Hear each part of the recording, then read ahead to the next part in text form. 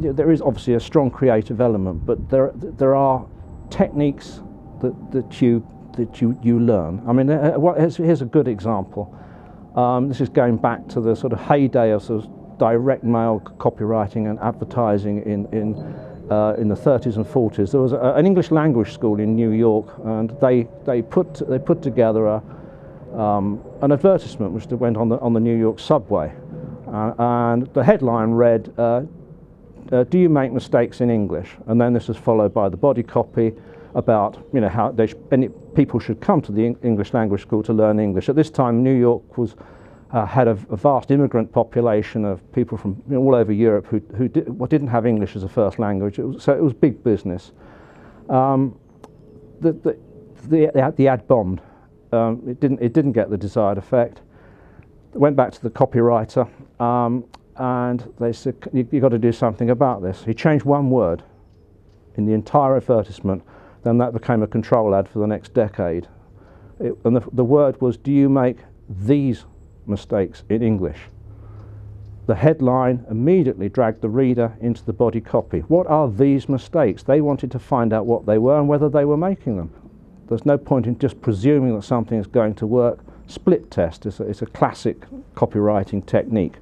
Whether you're sending a sales letter, even when you're looking at sort of web landing pages, you do what the language school did in New York. You change one word. Has that made any difference on my conversion rates and my click-through rates? If so, great. Don't change too much at any one time. So you can learn the techniques slowly but surely, little by little. For instance, are you writing for a crowd? This goes back to what I was talking about, grabbing attention.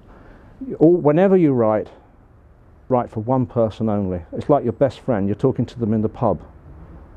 It's absolutely so when people think there's some kind of mystique about copywriting, it isn't. It's really about writing as you speak, not writing in some kind of stiff sort of legally style or some sort of distant corporate style.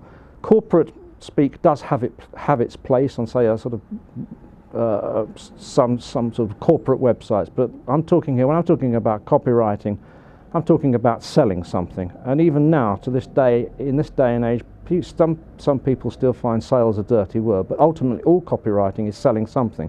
Even if you're not selling a product, you're selling a service or you're selling an idea or a concept. Many of my clients actually aren't selling things in the conventional sense. They might be putting together a proposal to get venture capital for their business, for example. That's still selling. Getting back to your question, yes, you can learn the skills, but it can be, you can go. I mean, I think it took me a good 6 months to get my head around the principles of copywriting, and from that point on, it was really just practice. So what I'd say, dive in and do it.